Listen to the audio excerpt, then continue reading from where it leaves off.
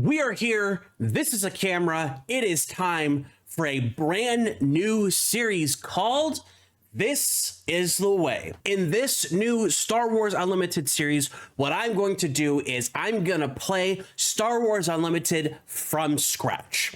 So before we get into what that means, first off, I'd like to give a shout out to RevzCards over on YouTube. Link in the description below to the channel. He is where I got the inspiration for this specific style of series. He's done this with Yugioh, I think like 4 times now. And it's a lot of what is really cool about Yugioh to me is him doing his from scratch series.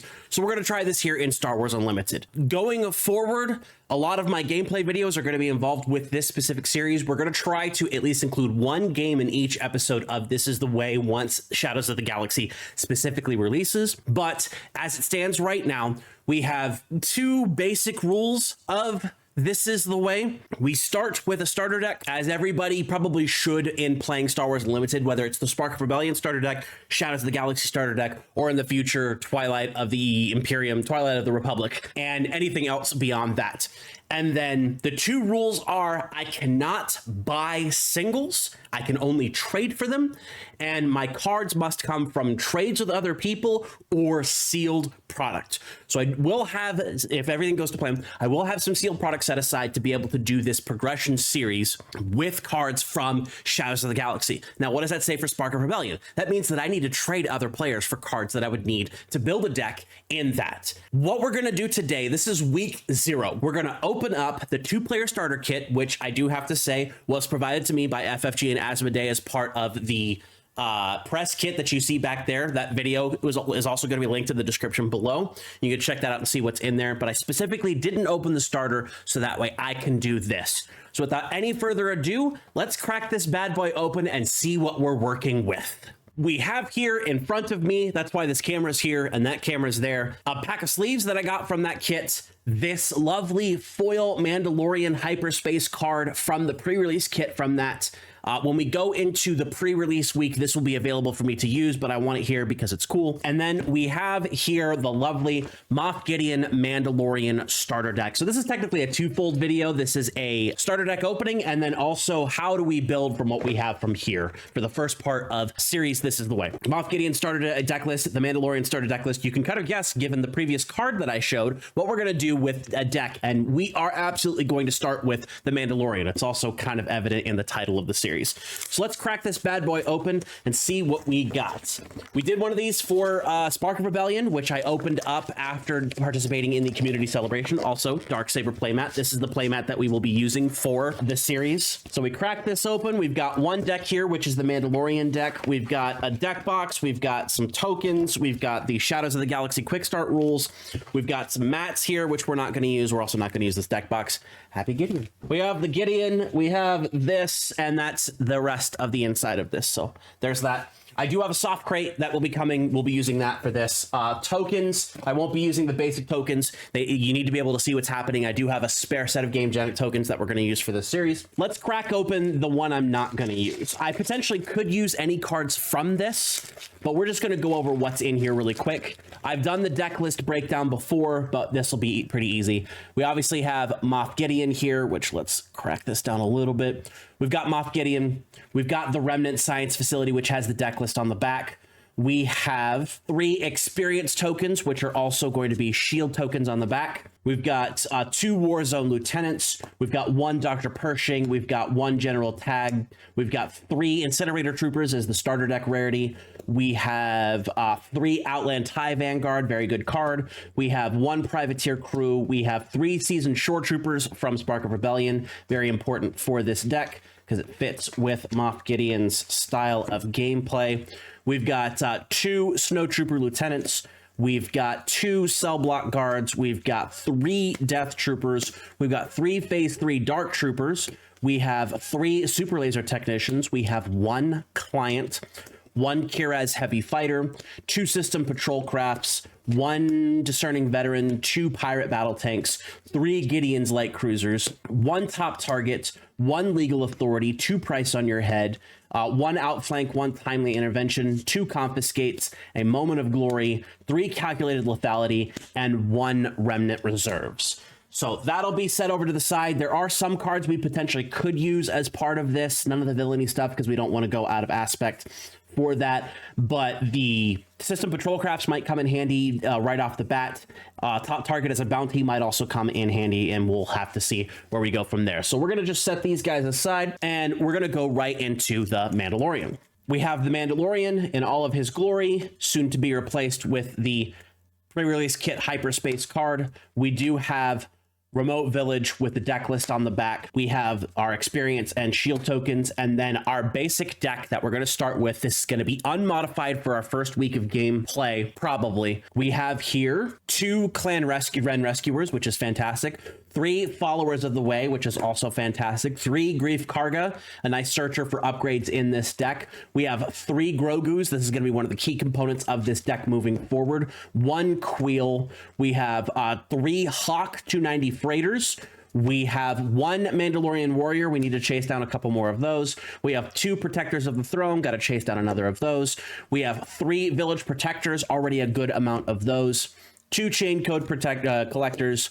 3 Razor Crests, 1 Survivor's Gauntlet, 1 Armorer, 1 Cargo Juggernaut, 1 Fennec Shand, a Public Enemy, 2 copies of Wanted, 2 copies of Foundling, 2 copies of Resilient, 2 copies of Rich Reward, 2 copies of Snapshot Reflexes, 1 Vambrace Grapple Shot, 1 Mandalorian Armor, 3 The Mandalorian's Rifle, 1 Surprise Strike, 1 This Is the Way, 1 Spare the Target, and 1 Fell the Dragon. So this is probably a little bit less consistent than we would hope it's going to be in terms of what we're going to be doing with this character, but we do have a nice grip of upgrades to be able to use in combination with the effect of the Mandalorian, which is when you play an upgrade, you may exhaust this leader if you do exhaust an enemy unit with 4 or less remaining HP. And then the leader side is when you play an upgrade, you may exhaust an enemy unit with 6 or less remaining HP. So that's going to be our main focus, is keeping ourselves alive with our Sentinels and our units with experience tokens early on, being able to search out upgrades, mainly our bounties, so we can throw those on our enemy and exhaust other targets. Grogu is also going to be able to aid us in exhausting down our opposing units.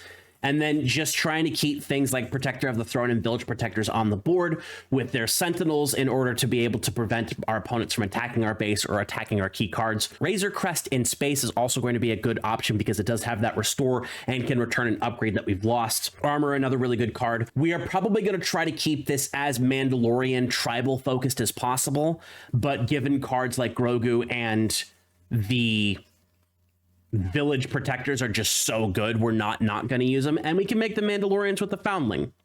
So there's a lot of upgrades that can go into play here. We're definitely going to, on a future episode, try to focus a little bit more on what our goals are going forward with Shadows of the Galaxy cards and what cards we might need from Spark of Rebellion, and how we're going to present this as a competitive threat to the meta when it comes time for showdowns towards the end of the first month, beginning of the second month of Shadows of the Galaxy. So this is what we've got here going. I'm going to sleeve these up here later, and we will have everything ready to go for gameplay with our first games. Our first games are going to be pre-releases, which I will do a pre-release episode for this. I will have 1 pre-release kit that will be into the inventory for this deck and for my build.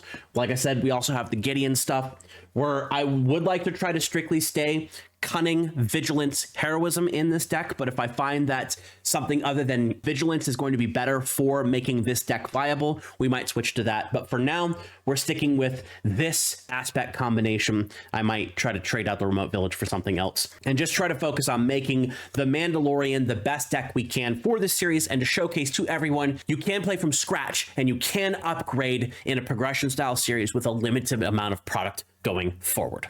So with that said, the next time you see me, it's going to be pre-release time. It'll be after the pre-release, and I'll showcase what I was able to do with pre-release. Might have a game or two in the video itself, and what cards we're going to be able to have for the card pool. Now, yes, I did have a pre-release kit from that set that I could have used for this as my starting pre-release, but I figured let's get some games in with Shadows of the Galaxy cards IRL and make decisions based upon that rather than just a collection of cards that I have. And then from there on, we're going to have 6 packs every episode before the gameplay episodes, before going to locals, that will be able to showcase an upgrade to the deck and make sure that our Mandalorian deck is going to be as viable as humanly possible as we move forward. I have a really good feeling about the Mandalorian. I think he's going to be one of the better leaders in this style of gameplay. It's looking like it's going to lead a little bit more towards control, and maybe like the tail end of mid-range, the beginning end of control, that like little space window there. But there's a lot of interesting units here, a lot of upgrades we can throw onto units to be a little bit more aggressive than we normally can. So next episode, hopefully we'll have a pre-release kit open, some cards added to the collection, and the direction we're going to attempt to go. I know right off the bat I want 3 copies of the Darksaber and 3 copies of the Legendary Mandalorian, so we're going to have to trade in order to be able to pick up stuff like that. I'm not looking towards trying to pick up the Millennium Falcons because those are probably going to be too expensive for this specific series, but if I manage to get a deal on them in terms of trades with the collection that's applied to just this series, we might be able to do some cool stuff. So once again, thank you to RevzCards for this lovely idea here. I encourage everybody to try to play from scratch in any of the sets that they choose to do so. If this becomes a successful thing, we'll do it for Twilight of the Republic and other sets thereon after. Thank you very much for joining everybody for the beginning of this hopefully amazing series for you all out there. Remember to like and comment on this video, subscribe to the channel for all your Star Wars Unlimited needs. You know how to support me. Showcase this to your friends. Put another one of my videos on in the background. Let me know how excited you are for this style of gameplay to come to the RybackStun YouTube channel. And that's all I've got. Thank you again to FFG for the starter deck provided by that press kit back there. That's going to be back there. I will see you in the stars.